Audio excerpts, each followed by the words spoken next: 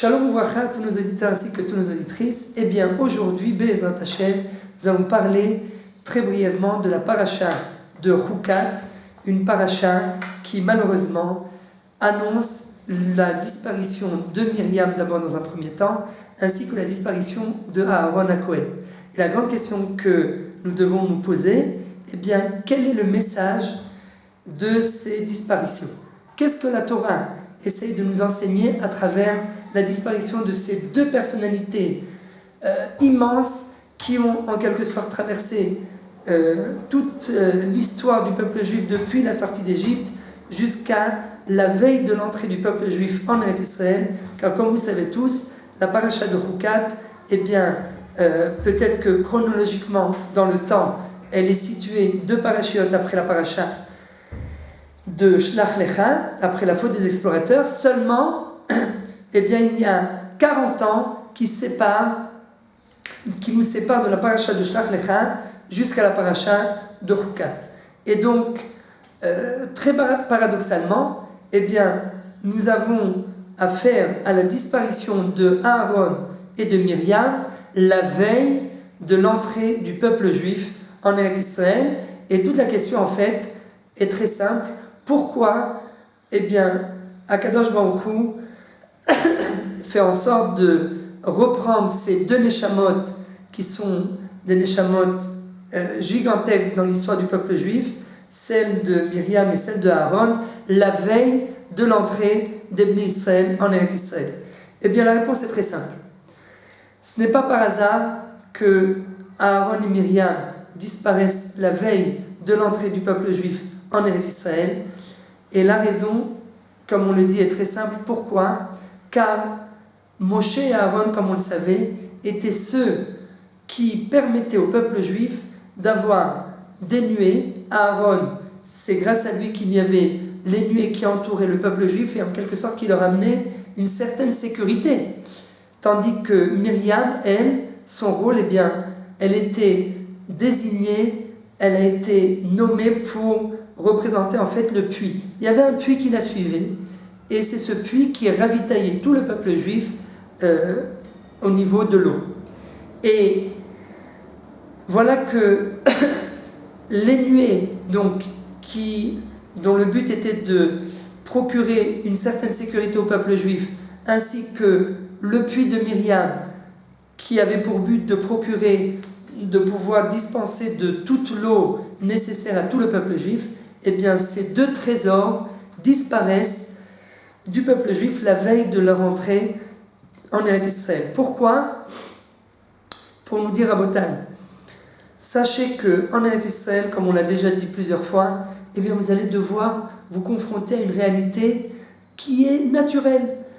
La présence divine d'Akadosh Baruch Hu va être un petit peu plus retirée, elle va être un peu plus cachée. Et à partir de maintenant, eh bien, vous allez devoir prendre vos responsabilités vous-même. Et il n'y a pas à avoir peur. Il n'y a pas à avoir peur de se séparer. Il n'y a aucune raison d'avoir peur de se séparer des nuées et du puits. Alors c'est vrai que la première réaction des Bnei Israël, eh bien, a été négative. Car tout de suite après la disparition de Myriam, eh bien, le peuple juif commence à se plaindre. Comment on va mourir dans le désert? Comment Akadosh Baruch Hu peut-il nous laisser comme ça? Il nous a fait sortir d'Égypte pour mourir dans le désert, etc. Donc quelque part, il y a un manque de bitachon, un manque de confiance en Akadosh Baruch Hu, tout de suite après la disparition de Myriam. Et le même principe, tout de suite après la disparition de Aaron, eh bien, le peuple juif, encore une fois, vient se plaindre devant Moshe et devant Akadosh Baruch Hu, Moshe qui est toujours vivant, et ils leur disent: comment vous allez nous laisser mourir dans le désert? Et là, quelle est en quelque sorte la punition qu'Akadosh Baruch Hu envoie au Bnei Israël? Eh bien, il leur envoie des serpents et des crabes qui viennent, des serpents et des scorpions qui viennent en fait piquer le Ham Israël. Mais en fait, c'est la première fois que la réaction, que la punition de la part d'Akadosh Baruch Hu se traduit à travers des serpents et des scorpions. Car jusqu'à présent, on n'a jamais vu de serpents et de scorpions. Pourquoi? Parce que jusqu'à présent, les nuées de Aaron les nuées qui existaient grâce à Aaron, eh bien protégées. Comme on l'a dit tout à l'heure, elles apportaient une certaine sécurité au peuple juif. Seulement à partir du moment où Aaron rend son âme à Akadosh Baruch Hu, eh bien, il n'y a plus cette sécurité. Et le message de la paracha, eh bien, est très simple. Akadosh Baruch Hu nous dit, sachez qu'à partir de maintenant, eh bien, le rapport qu'il y aura entre moi et vous sera un rapport plus naturel. Faites attention. Jusqu'à présent, vous étiez en sécurité. Vous viviez dans une situation tout à fait miraculeuse. Vous aviez l'eau qui sortait tout seul, qui jaillissait du puits de Myriam, comme on a dit, les nuées qui vous protégeaient, la manne de Moshe qui vous rassasiait. À partir de maintenant, vous devez prendre conscience que mon attitude vis-à-vis de vous va un petit peu changer. Et en effet, suite à la faute, suite aux réclamations des Bnei Israël, au lendemain de la disparition de Aaron, eh bien, comme on l'a dit, Akadosh Baruch Hu punit les Bnei Israël en envoyant des serpents et des scorpions. Et pour pouvoir guérir les gens, eh bien, il a fallu en quelque sorte faire comme un serpent en néchochet, c'est-à-dire en cuivre, à travers lequel tout le monde regardait pour pouvoir se guérir. Mais tout ce genre de solutions, eh bien, on n'en avait pas besoin jusqu'à présent, car jusqu'à présent, il y avait Aaron et Myriam. Et donc, à travers ce message, eh bien, Akadosh Baruch Hu vient nous transmettre un message jusqu'à aujourd'hui, de savoir qu'à partir du moment où on sort du désert, eh bien, on passe à une autre réalité, qui est une réalité plus réaliste, à laquelle il va falloir se confronter en essayant de découvrir le bitachon d'Akadosh Baruch Hu, en essayant de découvrir en nous la croyance, la foi totale en Akadosh Baruch Hu, et par là, eh bien, essayer de réparer nos actions et de réparer nos midotes. Et peut-être que quelque part, aujourd'hui, étant donné que nous sommes à la fin de l'année scolaire, eh bien, chacun, Minastam, va passer d'une structure à l'autre.